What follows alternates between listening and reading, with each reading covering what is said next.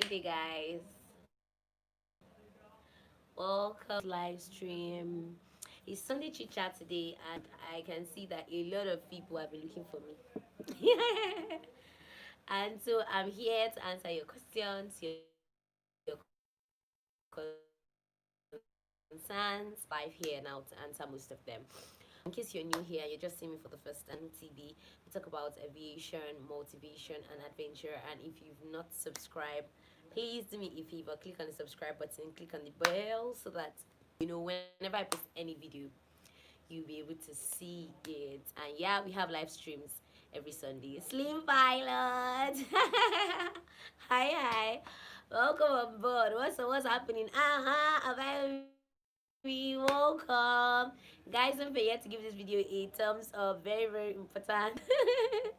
Okay, I can see one other person is here. Do well to leave a comment. Okay, someone else has joined. Welcome, guys. Even as you join, just leave your questions. Let's discuss about it. Okay, I also remember that somebody asked me a question concerning if you can pick the aircraft you will fly. Like maybe you go to a flight school and if you can decide on the aircraft you're going to fly. Probably they have Cessnas, they have TB9s, they have all that kind of aircrafts. Probably they have DA-42s or DA-40s because DA-40 is usually a single engine aircraft. So maybe if they have all these ones, maybe you can pick the one you will fly. I'm going to say the answer is a little bit yes and no because it depends on the stage or the phase you are, and it depends on the amount of aircrafts that they have. Most training institutions or most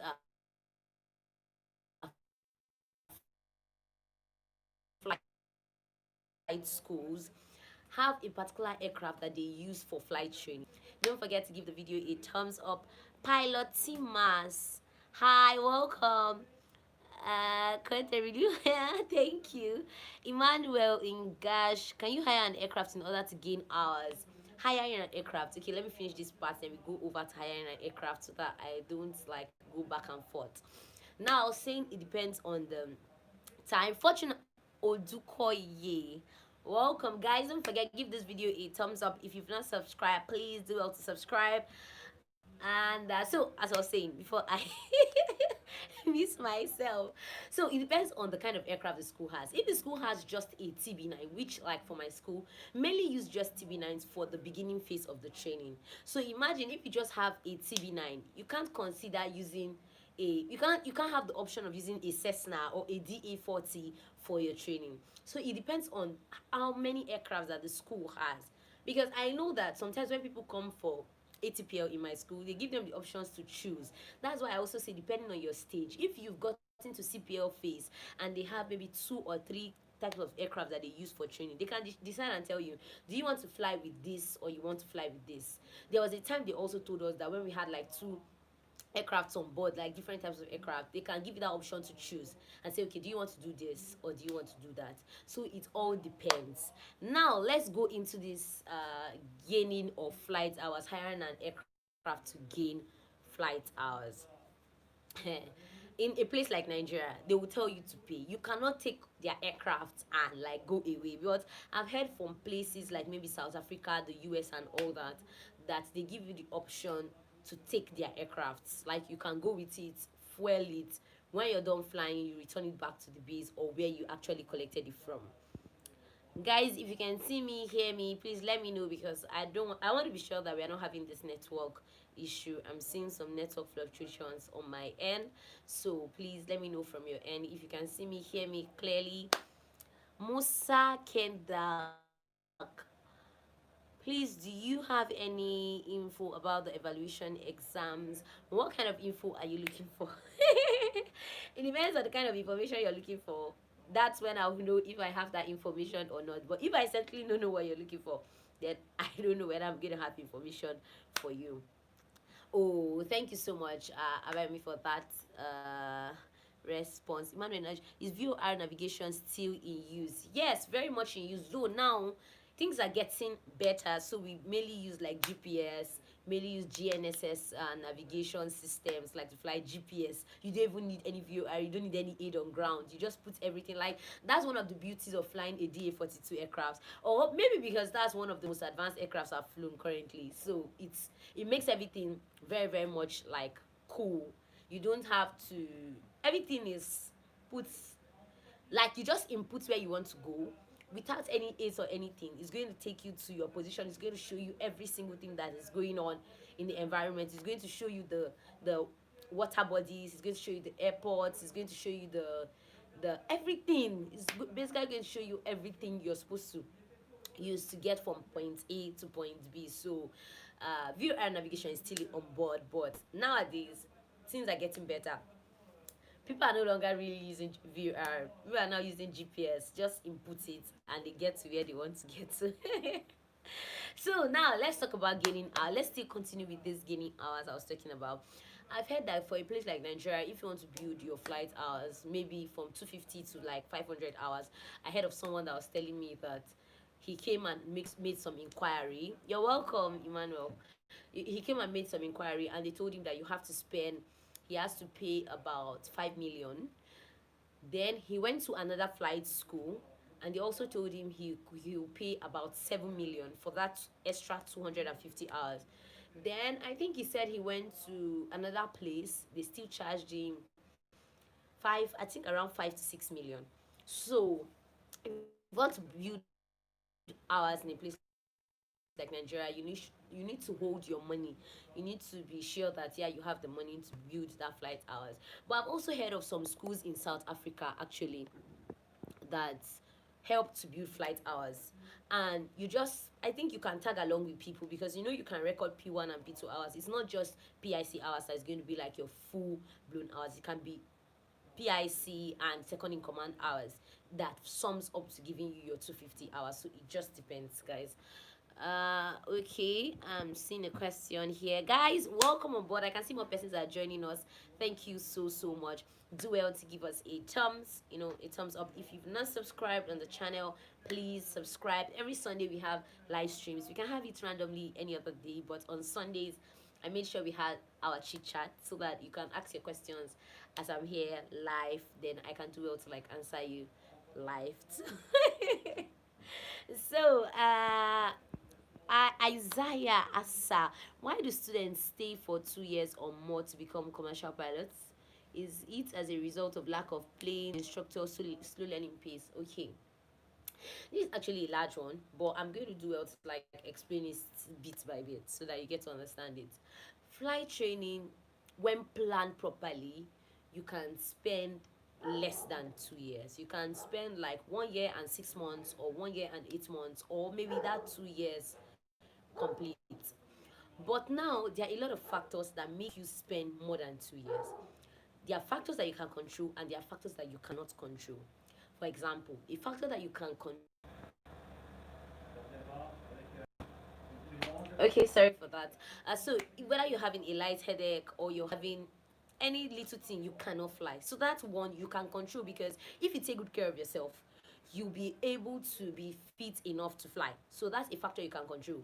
Let me talk of one other factor you cannot control: weather. So if it's planned properly, you're going to see that you will come and fly, or they'll bring you to flight line in a time when the weather is good. It's just like for now, I'm even thinking, if we go back to school, how are people maybe that are going to be doing VFR flights going to manage, because the weather is going to be bad because of Hamatan. So now, as we're going back during this period, September, October, November, December, January, February, especially in the northern places, Hamatan comes quite fast. So everything, what Hamatan, the way Hamatan does, you have dust haze, you have all those things, you can't see clearly. Oh, but wisdom, welcome, you can't see clearly, and so it's going to be really hard. So imagine going back to school at this time, or planning to fly at this time, especially if you're doing a VFR flight, not an IFR flight. It's going to be really difficult. That's a factor that you cannot control. So sometimes you can stay during that period, you can stay like 1 year, 2 years. You cannot, like, at least let's say 3 to 4 months, you've not flown. Why? Because of bad weather. Apart from the fact that generally there's a standard for you to fly for VFR, the school also has their own standard as per you can't go up if you don't have up to 8,000 kilometers, or sorry, 8 kilometers, which is 8,000 meters. And maybe they can say sometimes if you don't have 10 kilos you can't go. So all these things also depends on what is going on. So there are factors you can control, factors you cannot control. Another factor that you cannot control is the availability of your own instructor. Sometimes this instructor is there to fly you for like 2 months, and before you know, he goes for a course, maybe to do a refresher or to do an admin course, and he stays like 2 months, and your instructor is not available, and before they could fix you with another person, maybe it's already like 3 weeks. And I tell you, missing flight for 3 weeks can take you back by, oh, sometimes even 6 months. You miss flight for just 3 weeks, but that thing that you've missed for that 3 weeks can make you go back in time for like 6 months. So there are a lot of factors that can make you spend more than the stated 2 years, or make you even go faster. So I just said to list these three for you so that you get to understand the way it is. So flight school is not something determined that you say, okay, you come today, you're finished. But there's something I also see as they do this ATP accelerated flight training. I see that what they do is that they plan it in such a way that everything is a crash walk. For us here in Nigeria, you have to stay in class for a period of time. For these people in the US, most of the time they do a crash program. Like, you come in class and stay for maybe 1 month or 2 months, you must pass your exam. You don't have a choice, you must pass your exam. After you pass that, they move you. When weather is bad in this particular place, they have like two places that they are doing flight training. So nobody wants to waste that kind of time in flight training. Nobody wants to, like, be delayed or have like a setback. Everybody wants their thing fast, fast, fast. Let's just do it and go. Let's just do it and move. So guys, these are some things that has to be considered when you're going for flight training. So I also saw some questions. Okay, please, I mean, do you have any info about the evaluation exams date? Because I'm not the school management. Okay, it seems like network is kind of bad, but I know.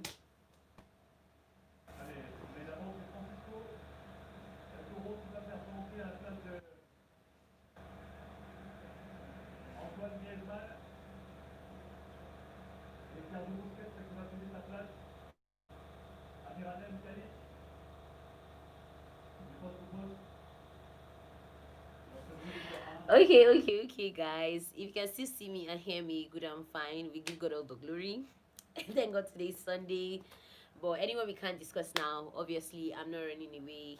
I'm still here for you guys. We can still discuss them any other time. Still on the channel, anytime, any day, and all that. I don't have information concerning when the evaluation exams are going to be starting. Uh, okay. Mm. You've got to try a little kindness, show a little kindness, shine the light for everyone to see. If you try a little kindness, show a little kindness, never mind what people, never mind. Ha, da, da, da, da. Okay, guys. Probably, what does it mean when you get a reader vector? You get reader vectors from ATC. Emmanuel Engash, like ATC tells you fly, they are giving you vectors to fly.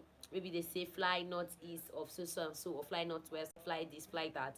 Like, they are the ones now correcting or telling you. It's just like when student pilots maybe get missing. Let me use like a student pilot getting missing. But I don't know if I'm going to be explaining this and you'll be hearing me. That's the problem that I have now. If you're hearing me, I don't know. So if you're hearing me, please leave a comment. Let me know you're hearing me.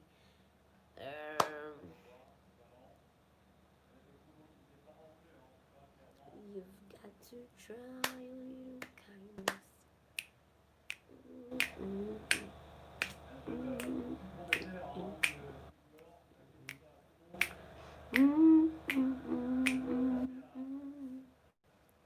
Show a little kindness. Nariman people. Oh, thank you so much, Emmanuel. You say you can hear me clearly, and that's good. That's beautiful. Thank you for that.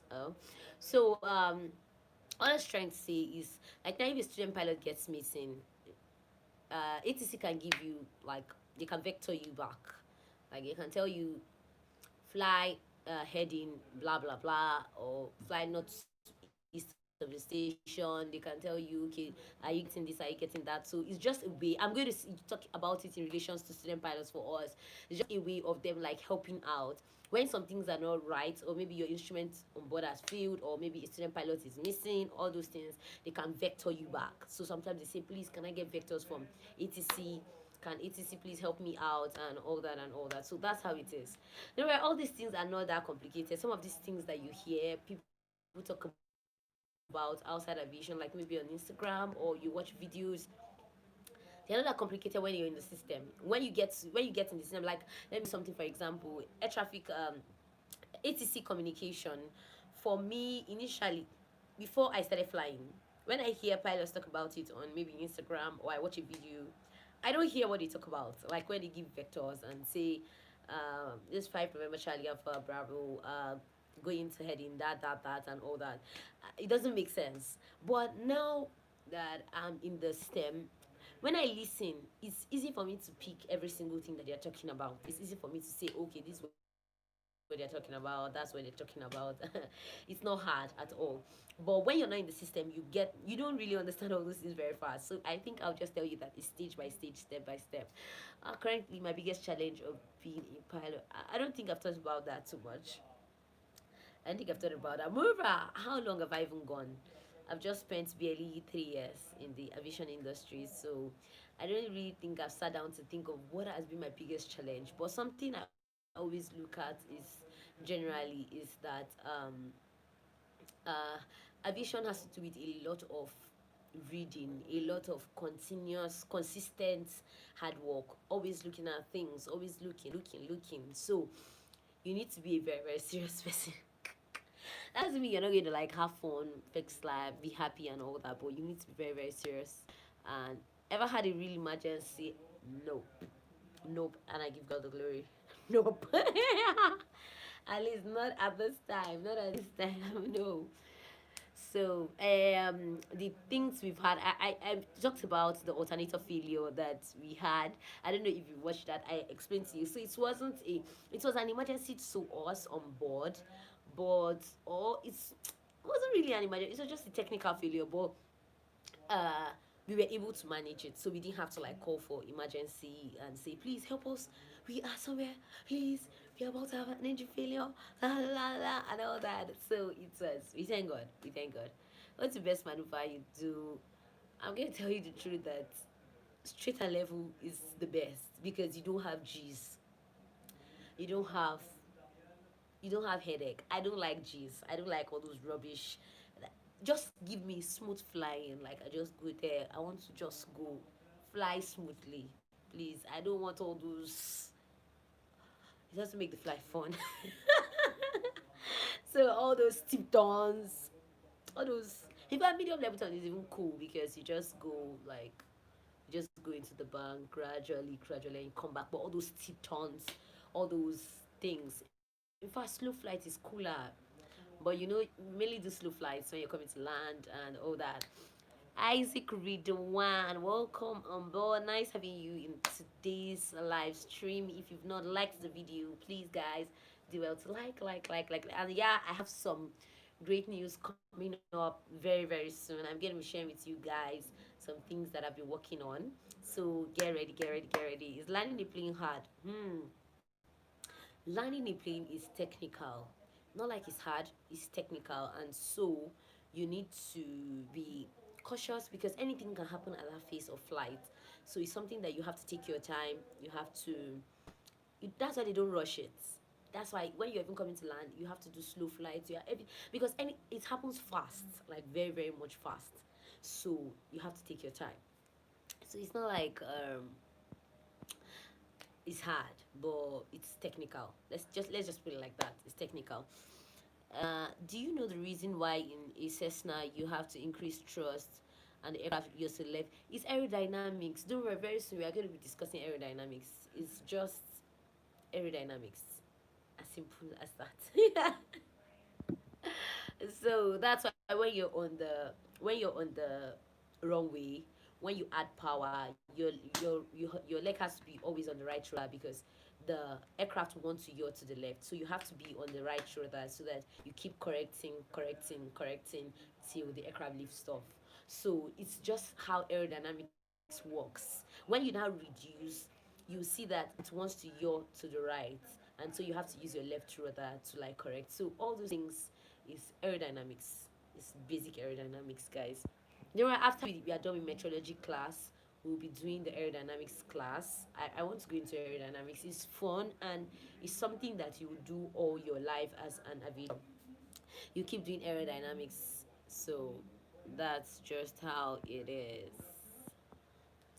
Isaac Ridwan, I want to collect IAC form tomorrow. Wow, that's beautiful. Congratulations. I'm happy for you.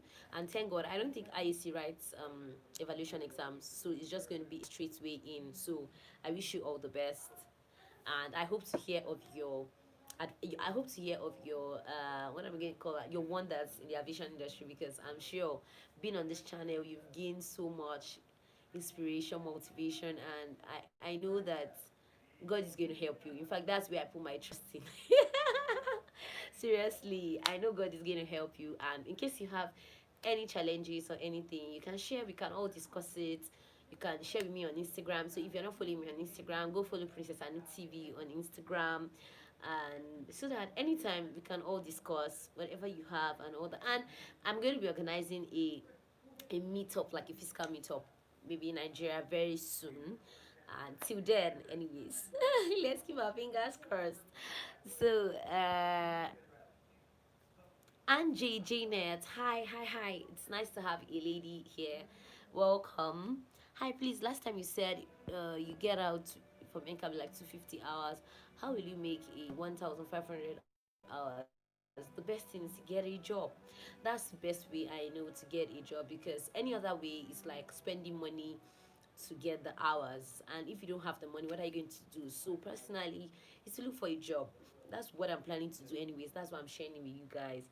I'm going to look for a job because obviously I don't have a choice. I have to look for a job and to build the remaining 1 5 hours, either locally or general aviation or whatever thing you want to fly. To like get your 1 5 hours, is best you do that.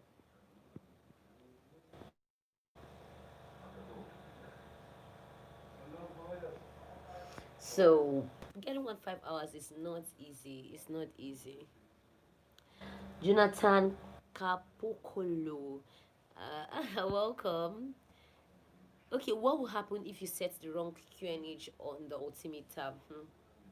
Setting the wrong QNH on the altimeter can do so many bad things.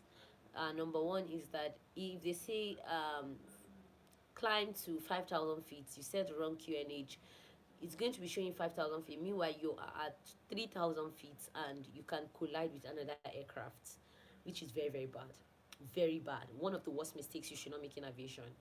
And if you do that, let's assume you're coming to land. The good thing about coming to land, if you're flying VFR and you set the wrong QNH, you may be seeing a different thing on your altimeter. Visually, you can see that you're very much close to the ground, and this is not going to work. You know that you are about to crash, so you know how to correct. You're not going to look at the altimeter because solely you are flying via visual reference.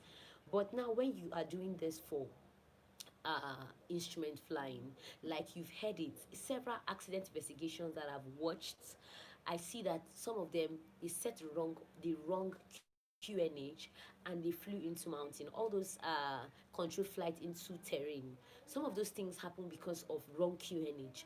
Because you are supposed to, maybe this mountain is at 3,000 feet and you are supposed to be flying at 5,000 feet, and you think you've given this mountain 2,000 feet clearance. Meanwhile, you didn't set the right QNH, because when you get above I think transition altitude, I just hope I'm not mixing things up.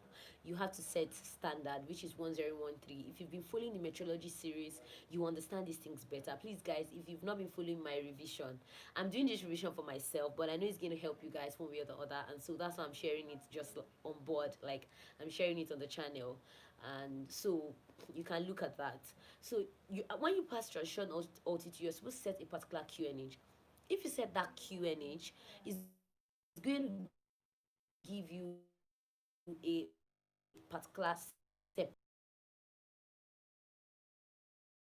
it to be accurate. So setting the wrong one can make you to have CFIT, which is controlled flight into terrain. It can make you land abruptly, like land, and the person might have an issue, which might be a crash or something else. So setting the wrong QNH is a no-no. Is a no-no. You don't want to try that in aviation.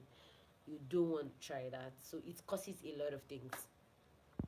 Um, Musa, hello. I said, what is the difference between an aileron and a flap? Like you have one is inboard, one is outboard. Like, oh God, I wish I have um an aircraft model, which I think I'm supposed to get one, right? If I have an aircraft model, I would have showed you. One is kind of, you just see flaps are usually inboard. So guys, it's posted. I'm always like me. Keep you posted. Guys, till I meet you in the next video. Keep watching Princess Anu TV. Please, guys, do well to stay safe, be fine, do your best in this week. Do your part. Leave the rest about this. God knows best. He knows. Do your own part. You can also send me an email. My email is in the description box of Grand Princess Anu TV and my other account and everything. And what else? Till meet you in the next